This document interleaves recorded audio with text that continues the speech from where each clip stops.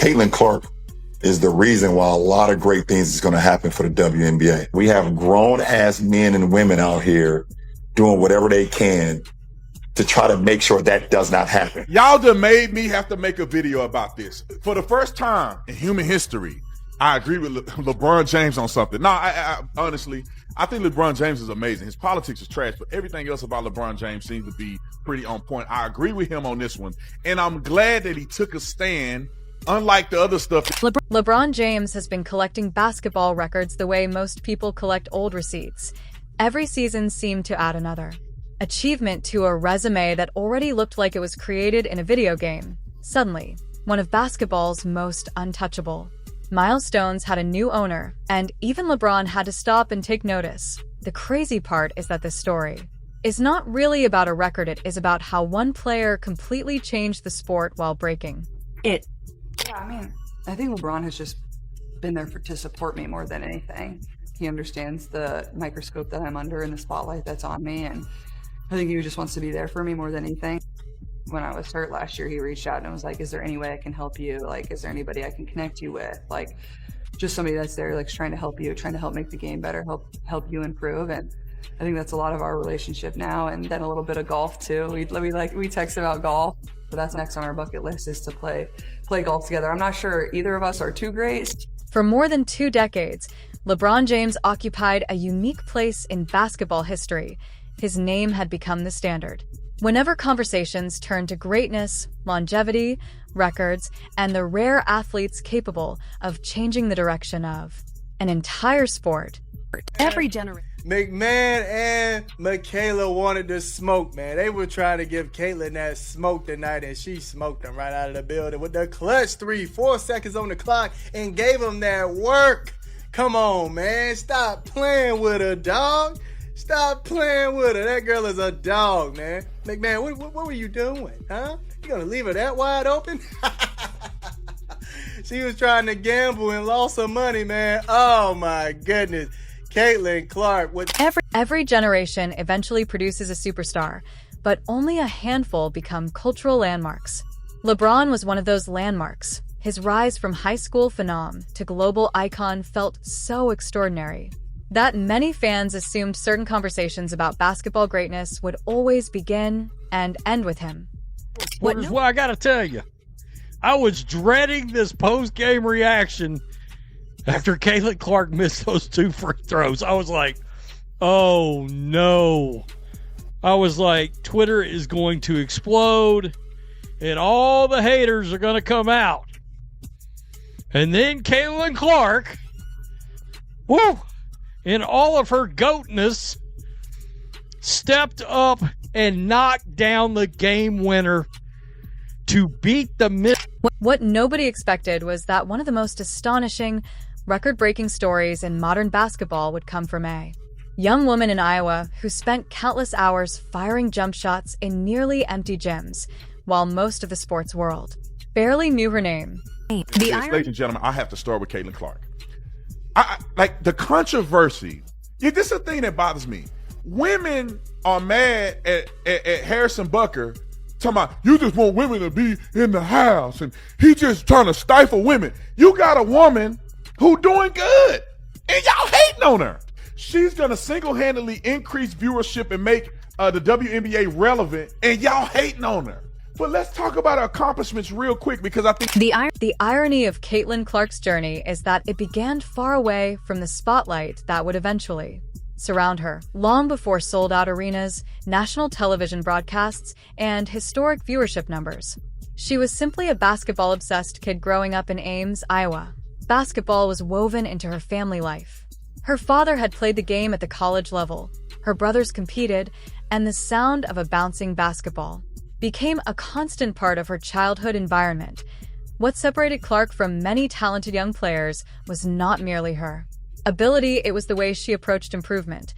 While most players worked on mastering shots within the boundaries of traditional basketball strategy, unconventional to Clark, it was simply preparation that as she progressed through middle school and high school, that preparation became impossible to ignore. She frequently played against boys because the competition available at her age level was not challenging enough to satisfy her ambitions. The decision was not about making a statement that IT was about development. Every difficult matchup became another opportunity to sharpen her skills. By the time college recruiters arrived, Clark was already recognized as one of the premier prospects in the country. She could have chosen almost any basketball powerhouse she wanted. Instead, she decided to stay home and attend the University of Iowa. At first, But I'm rooting for Caitlin because I've been in that seat before. I've walked that road before. I hope she kills. You can pause it right here. Listen, gotta give him credit. Good for you, bro, for saying something like that. Yes. The fact that, because he knows what it's like to come in, and from the moment you're getting all that criticism, he relates to him from that side. But I'm glad he didn't use any race baiting card and say anything like that. I thought that's what was going to happen. I'm actually impressed with the position he took. This is why I love comedy. Comedy, you either... At first glance, it seemed like a comfortable decision. Looking back, it became one of the most important choices in the history of women's basketball. When Clark arrived at Iowa, she immediately displayed the talent that had made her a coveted recruit. During her freshman season, she averaged more than 26 points per game and quickly established herself as one of the most electrifying players in the nation. Yet, even impressive statistics failed to fully capture what was happening. Fans were not simply watching a productive scorer, they were watching a player who seemed capable of altering the geometry of the game itself. Defenders were accustomed to protecting the three-point line. Clark forced them to defend several feet beyond it. Coaches built game plans around limiting her opportunities, only to discover that her shooting range extended well beyond conventional defensive schemes. For decades, Pete Maravich's NCAA scoring record had stood untouched. Established between 1967 and 1970, Maravich accumulated 3,667 points in only 3 varsity seasons. His achievement carried an almost mythical quality because of the circumstances under which it occurred. Maravich played before the introduction of the three-point line. Every long-distance shot counted for only 2 points. He played before the implementation of the shot clock that would later increase possessions and scoring opportunities. Yeah, you know what? The whole live, I'm like, yo, Caitlin is going to find it, man. She's fine. Don't even worry about it, all right? When she find it, she's going to terrorize the league. And look at what happened. Huge 3 to win the game. Oh, hey, man, I understand what Fred Sanford was saying now. Elizabeth, I'm coming. Oh, man, this game gave me one of those heart attack feelings, man. I mean, the whole chat was like, look, they're going to make me drink. They're going to make me drink, man. He also competed in an era when freshmen were not eligible for varsity basketball, meaning he had only 3 seasons to accumulate points. Even within those limitations, Maravich averaged more than 44 points per game. The number became basketball's equivalent of an ancient monument. Players came and went. Generations of stars emerged. Rules changed. Training methods evolved. Scoring exploded across all levels of basketball. Still, the record remained. Oscar Robertson never reached it. Jerry West never threatened it. Magic Johnson never approached it. Larry Bird never came close. Michael Jordan never challenged it.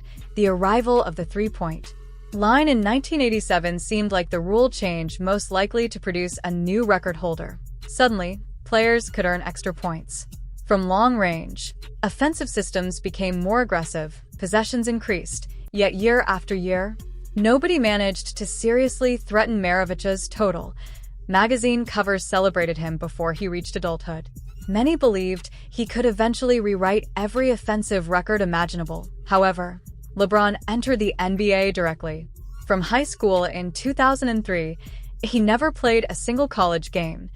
Maravich's mountain remained untouched, waiting for a challenger who might never arrive. Then, Caitlin Clark appeared. As herself. Well, I don't really get too starstruck from people, and that was a moment that I was pretty. I knew I was going to meet him when I was coming to the game, and that's one of my idols. LeBron is the GOAT to me, so I don't know, it was just like a crazy moment where I got to meet him in the back, and for him to go out of his way and like wish me luck on the season. And he really does follow the WNBA, and he watches, and he loves and appreciates basketball, and he loves and appreciates the way the Fever and my teammates play. And I mean, it's just really cool. I saw that. I didn't see it before. After sophomore and junior seasons unfolded, the possibility that once seemed ridiculous became increasingly realistic. Clark was scoring at an extraordinary pace, but she was doing much more than that, unlike many prolific scorers. She also functioned as an elite playmaker. She routinely averaged 8 or 9 assists per game while carrying the primary offensive burden. That combination made her uniquely dangerous. Defenders could not simply focus on stopping her scoring because she would dissect them with passes. If they concentrated on her passing, she would punish them with deep three-pointers that appeared to defy common basketball logic. Meanwhile, Iowa was becoming one of the biggest attractions in sports. Carver Hawkeye Arena transformed from a traditional began. Clark had already surpassed Kelsey Plum's women's NCAA scoring record. The only target remaining was the one that had survived more than half a century, Pete Maravich. The anticipation surrounding the chase became unlike anything women's college basketball had previously experienced. Sports networks tracked her point totals nightly. National newspapers published updates. Social media turned every game into an event. Wow, let's just start there. Let's just start right there. Mitchell comes off the screen. This was the game winner right here. Going to inbound the pass. They lost Caitlin Clark. How can you lose Caitlin Clark? Caitlin Clark needed that so badly after missing those free throws. Wow, 7 of 16, 4 of 10 from three-point range, 3 rebounds, 5 assists, 19. The remarkable part was not simply that people cared about the record, that it was that millions of people who had never followed women's college basketball suddenly cared deeply. By February 2024, the entire sports world seemed focused on one date, February 15th, Michigan versus Iowa. The night history was expected to change. Clark entered the game needing only a handful of points to surpass Maravich's legendary total. Long before tip-off, the atmosphere inside Carver Hawkeye Arena felt less like a basketball game and more like a historic gathering. Every possession carried significance. Every shot generated anticipation. Every movement seemed connected to history. Then came the moment. Play stopped. Teammates surrounded her. Coaches embraced her. Even Michigan players acknowledged the magnitude of what had just occurred. For a brief moment, basketball statistics became secondary to something more meaningful. Everyone in the building understood they were witnessing a chapter of sports history that would be discussed for generations.